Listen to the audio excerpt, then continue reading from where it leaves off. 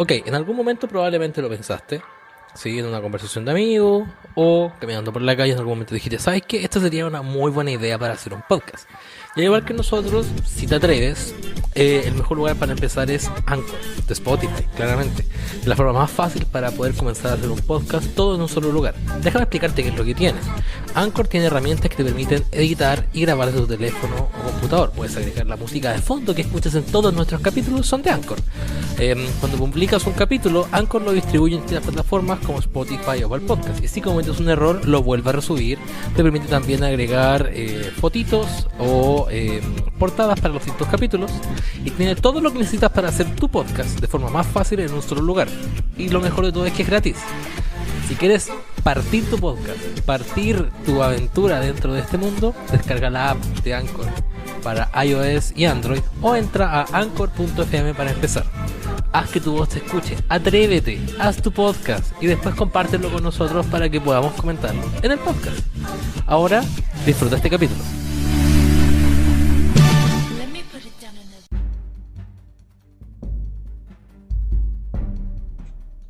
Ok, bienvenido a una nueva semana de Inversionista Millennial. Esta semana una cápsula principalmente hablando de lo que está pasando en China. He visto durante las últimas semanas varios canales de YouTube, canales de noticias, hablando de lo que está pasando en China y que prácticamente está implosionando. De ahí el título de este capítulo. Entonces, una de las cosas que primero quiero resolver, porque la persona que está escuchando esto pensará, ¿por qué me interesa a mí muchas noticias sobre China? Y principalmente China es súper importante para Chile porque es uno de los mayores socios comerciales, es uno de los países que más demanda cobre en el mundo, y si entra en recesión o entra en una crisis, Chile pierde competitividad, China pierde competitividad y eso le va a pegar en el dólar y principalmente en los precios de la inflación. El dólar tendería a ir al alza. Entonces, hablemos un poquito de lo que está pasando en China. En los últimos 30 años China ha sido uno de los puntales de la economía global, de la mano de mucha productividad, crecimiento sostenido, mano de obra barata, y todo esto parte con un acuerdo comercial entre Estados Unidos y China en el año 79, que dio la posibilidad para que el gigante asiático pudiese hacer comercio con el resto del mundo. Entonces los gringos en el 70 dijeron, ¿sabes qué? Da lo mismo el tema del Partido Comunista Chino, abramos la economía, hagamos comercio, todo esto en función también de una guerra fría que estaba pasando y gallitos políticos que hay detrás. Entonces, después de este año, después del 79, de la noche a la mañana, el objetivo de China fue ser parte de una economía global. Y los chinos se lo tomaron en serio. Las empresas comenzaron a invertir millones y billones de dólares en China, y eso derivó también en mano de obra barata y que gigantes actuales como por ejemplo Apple, por ejemplo empresas de auto estén con grandes operaciones en China y expuestos a la moneda china también. Esto derivó a que entre 1990 y el 2015 400 millones de ciudadanos chinos salieran de la pobreza y la economía china aumentara de tamaño en 11 veces desde el año 2001.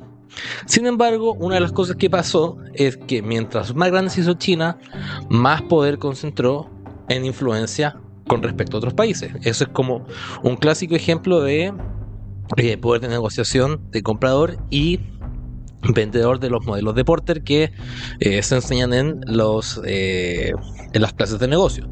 Entonces, dado eso, la Organización Mundial del Comercio hizo tres posibles razones de por qué China estaba no siendo beneficioso o no estaba beneficiando al comercio internacional. La primera tenía que ver principalmente con la posibilidad de que China entregara de cierta forma subsidiarias ilegales a los distintos países. ¿Por qué?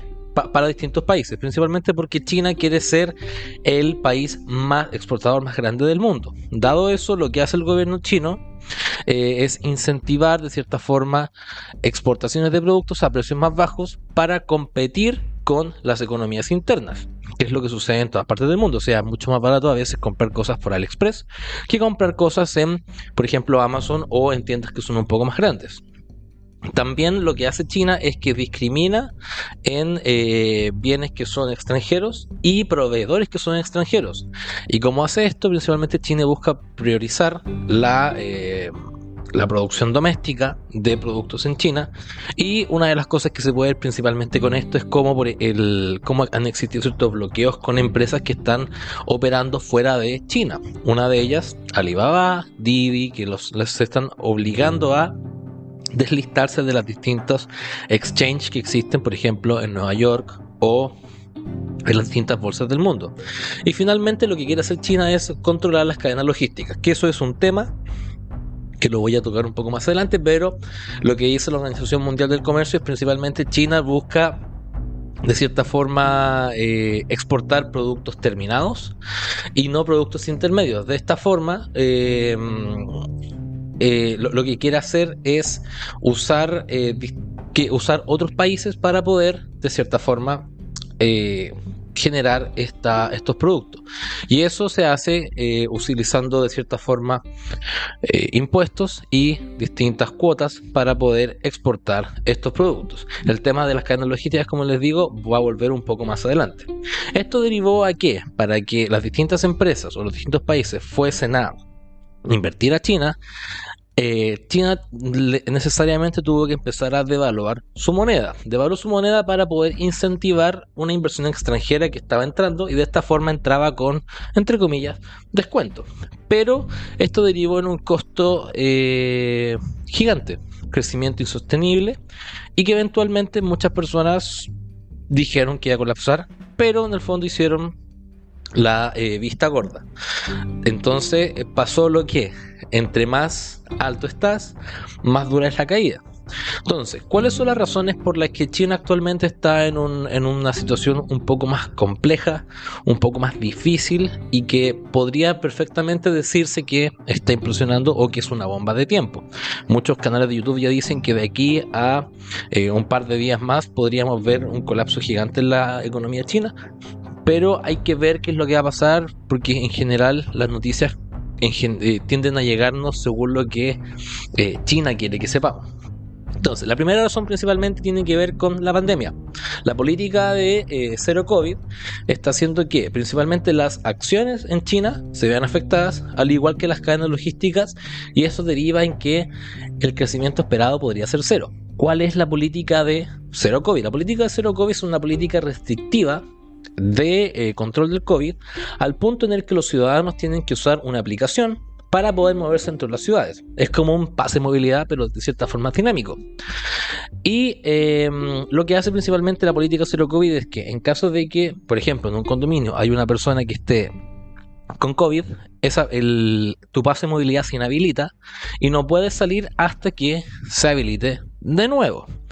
Dado eso, se dan los casos de que eventualmente tu pase de movilidad se inhabilite sin saber por qué o quién o hasta cuándo. Quién fue o hasta cuándo va a estar inhabilitado. Entonces, ese es un tema, y lo que ha llevado a la política cero COVID, y lo hemos visto y lo hemos documentado en los distintos capítulos de Inversionista al Grano, perdón, tiene que ver con que principalmente hay ciudades que estuvieron paradas por bastantes semanas, especialmente Shanghai, Beijing, ciudades que son Shenzhen, que son ciudades que principalmente están enfocadas en lo que es negocio. Entonces, cuando paras ciudades por mucho tiempo, tienes cadenas logísticas y te empieza a producir un embudo, porque no eres capaz de poder mover las distintas cosas de la economía, y eso se traspasa no solamente a las cadenas logísticas, sino también a construcción, servicios, etcétera, etcétera, etcétera. La segunda piedra de este crecimiento o este problema que tiene China tiene que ver con el mercado inmobiliario. Ya lo vimos durante al final del año, todo lo que pasó con Evergrande, todos los problemas que hay con Evergrande. Hay un capítulo entero de Inversionista Millennial dedicado a Evergrande, pero el mercado inmobiliario es la piedra angular de la economía china.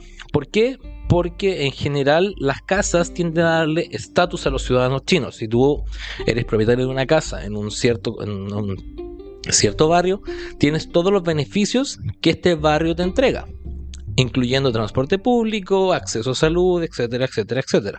Similar a lo que pasa en Estados Unidos cuando la gente se cambia para poder ir a escuelas públicas de mejor calidad. Eso se puede ver también en las distintas películas. ¿Qué es lo que pasó con las casas? Principalmente las casas subieron 700% entre el 2001 y el 2017. El precio de las casas y esta alza llevó a que China pusiese regulación en los precios de las casas para las distintas inmobiliarias. Pero al parecer fue muy tarde. Se vendieron muchas casas por parte de inmobiliarias como Evergrande con la promesa de ser construidas para poder eventualmente guardar patrimonio. Pasó al mismo tiempo que todo lo que pasa en toda la economía, que pasa todo al mismo tiempo, la política de cero COVID está siendo uno de los roces importantes del mercado inmobiliario, como lo mencioné anteriormente, llevando a que el precio de las casas tienda a bajar porque se están construyendo menos casas y porque la gente sigue demandando muchas casas, pero están bajando principalmente porque no se están construyendo. Las casas que se prometieron terminaron como proyectos abandonados, que es lo que pasó con Evergrande. Dado que no se pueden construir, hay una deuda que es gigante y empresas como Evergrande y varias inmobiliarias se están empezando a quebrar. Esto deriva en que, independiente de lo que pase con el proyecto inmobiliario, la gente tenga que pagar su casa pese a que no se está construyendo. Dado eso, hay mucha gente que no está pagando su casa debido a esto. Y de ahí viene la tercera piedra o el tercer ángulo de este triángulo de las Bermudas que tiene China, que es la deuda. El Wall Street Journal dice que China ha aumentado su deuda significativamente entre el 2014 y el 2018, un 20% anual. S&P Global, que no solamente es el índice, sino que es una empresa, estima que las casas van a caer un 30% este año en China, y eso está llevando a que los deudores no paguen, similar a lo que pasó durante el 2008 en Estados Unidos. Claro que el 2008 el boom no solamente fue por el precio de las casas, sino fue por la especulación en contra del precio de las casas. ¿Qué es lo que pasó con esto y de qué forma está contrarrestando todo esto China? O sea, la gente no está pagando, las casas no se están construyendo, todavía está el miedo por la política cero COVID. El Banco Popular de China la semana pasada bajó la tasa para poder seguir generando deuda, en el fondo poder estimular esta economía que al parecer está como media tambaleando. Y al mismo tiempo inyectó 59,3 billones de dólares al mercado financiero, lo que es una brutalidad de plata. Todo esto con la idea de poder, como decía, estimular la economía, mantener el crecimiento de forma constante, según las palabras de el Banco Popular de China, y al mismo tiempo ver si se puede controlar la inflación y los precios de las casas y del consumo que está actualmente viéndose afectado porque la gente está pagando su deuda, siendo que hay cosas que no se están construyendo. Entonces, piensen en esto, la gente está pagando o no lo está haciendo, no está pagando su deuda y al mismo tiempo tiene que consumir, dado que paga su deuda no puede consumir. Si China tiene como esta dicotomía detrás, se te complica todo. En teoría lo que está haciendo el Banco Popular de China es buena idea, principalmente porque está tratando de estimular algo que eventualmente está más débil de lo que aparenta ser. Sin embargo, los números dicen lo contrario. Xi Jinping, el presidente de China, que ya está cercano a los 69, 70 años, va por su tercer gobierno y una de las promesas de campaña que está haciendo es justificar la política de cero COVID. Está bien, está justificando que China no debería priorizar la salud de los niños y los adultos mayores, lo que es claramente una buena política pública, pero al mismo tiempo hay analistas que dicen que está desviando la atención, está enfocándose demasiado en priorizar la política de cero COVID para enmascarar una crisis financiera que es bastante grande y que al parecer no está siendo tomada en consideración. ¿Qué tan grande va a ser la crisis política, la crisis inmobiliaria en China? El 96,6% de los chinos tienen casa, o sea, está expuesto al mercado inmobiliario. Imagínate si eso cae un 30% en un año. La preocupación del gobierno, y tal como lo dije anteriormente, es el consumo. Para eso, el gobierno está buscando subsidios con distintas empresas para comprar cosas con descuento, así mover el consumo, que es en general el 80% de todo el crecimiento de una economía. Esto al parecer está funcionando, o sea, todo bien hasta el momento. Entonces, ¿dónde está el problema? El problema es el boicot de los pagos de los préstamos de la deuda. Esto está haciendo eventualmente implosionar al mercado inmobiliario chino. La baja de un 30% en el precio de las casas hace que, y la falta de la construcción de todo esto, que los proyectos estén abandonados, que el gobierno no esté haciendo nada, hace que se pierda confianza en el mercado inmobiliario chino, que es, tal como dije anteriormente, una de las piedras angulares del mercado inmobiliario, donde la gente deposita su confianza para guardar patrimonio ahí. Se pierde confianza en el mercado inmobiliario y en la economía. Y esta pérdida de confianza no se soluciona de la noche a la mañana. Tanto es el tema de la confianza que, por ejemplo, Chile se demoró 30 años en que el Banco Central generara una confianza para poder tomar políticas monetarias. Entonces, independiente que los ministros en Chile o las distintas personas critiquen al Banco Central, existe una confianza por parte del mercado hacia lo que está haciendo el Banco Central, que es un organismo netamente técnico. Entonces, ¿qué pasa si China empieza a implosionar mucho más fuerte, empieza a debilitarse mucho más fuerte? Principalmente eso se va a derivar en, uno, una menor demanda de China por parte del petróleo, lo que va a hacer que eventualmente en Chile baje la inflación y el precio del petróleo también. Y el cobre también va a demandar, se va a demandar mucho menos, lo que le va a pegar eventualmente al dólar y a las finanzas de Chile. Otra de las cosas que también tiene en jaque a China tiene que ver con el tema de las empresas que están trabajando afuera. Una de las cosas que la OMC comentó. Y esto principalmente, China lo que está haciendo es que está buscando sacar de los mercados a las empresas chinas que están afuera. No necesariamente es China, sino que también es un tema de empresas que están adentro. ¿Por qué las empresas se están deslistando? Por ejemplo, lo que pasó con Didi.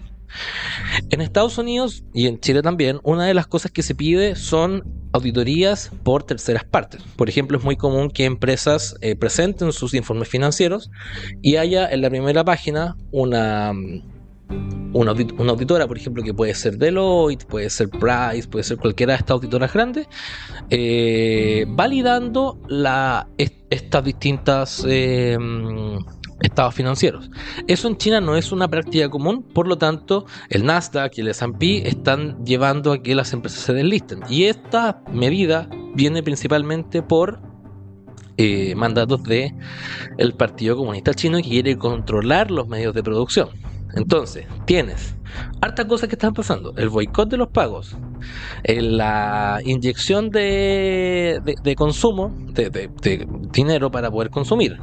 Tienes una eventual menor demanda en el precio del petróleo, menor demanda de cobre, China deslistando potencialmente 1,3 trillones de dólares del mercado estadounidense, y al mismo tiempo tienes a Xi Jinping pateando la pelota al córner diciendo que la política de cero COVID está funcionando. Hartas cosas que están haciendo que China ahora esté un poquito difícil.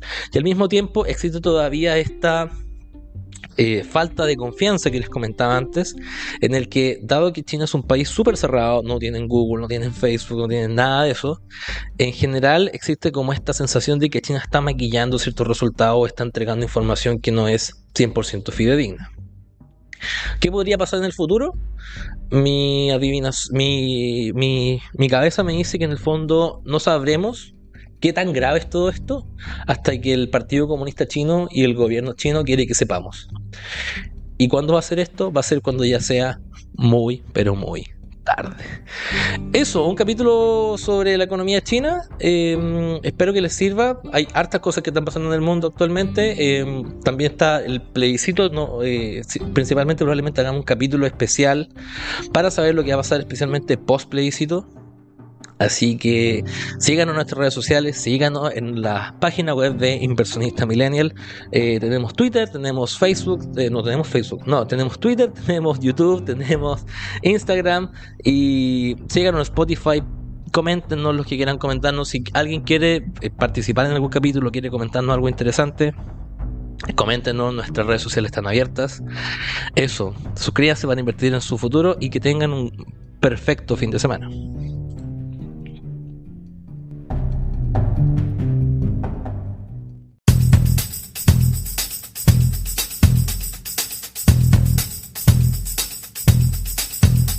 las opiniones realizadas en este programa no deben ser interpretadas como recomendaciones o asesorías financieras. Estas solamente tienen propósitos educativos. Si quieres estar al tanto de nuevos capítulos, síguenos en Instagram como @inversionistamillennial. ¿Quieres enviarnos alguna consulta? ¿Te gustaría estar invitado a algún capítulo y hablar respecto a ciertos temas? Escríbenos al mail inversionistamillennial@gmail.com y búscanos como Inversionista Millennial en tu plataforma de podcast favorita y suscríbete para más contenido asociado al mercado e inversiones.